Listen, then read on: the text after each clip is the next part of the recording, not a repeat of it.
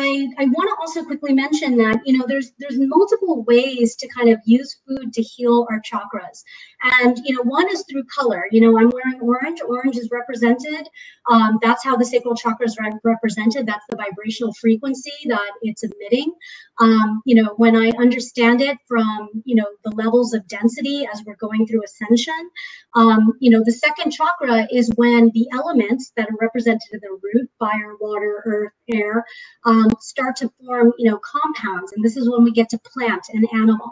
So this is, you know, where we are starting to come into consciousness that's a different form.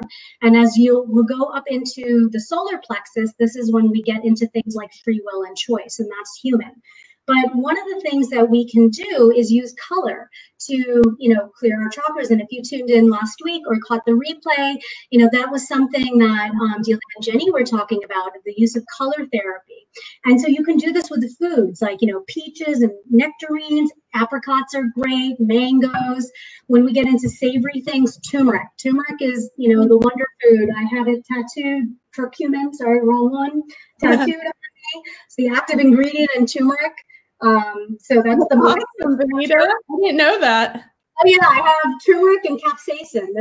Capsaicin is the active ingredient in chili pepper. Those are, you know, it took me so long to realize food was my path. And I mean, I've had these tattooed on me for like over a decade.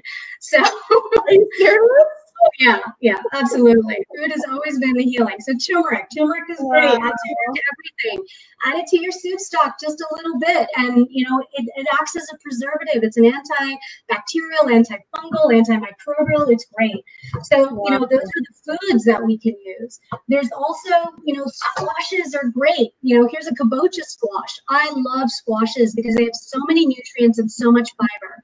They're all so different. We're going to be using butternut squash because butternut squash is really sweet, sweeter than you think it would be. And it's actually, you know, when you get like pumpkin puree, most of it is usually butternut squash because it's actually sweeter than pumpkin.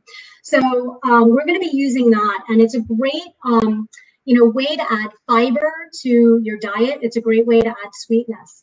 You know, sweet potatoes. These are all different foods that we can use.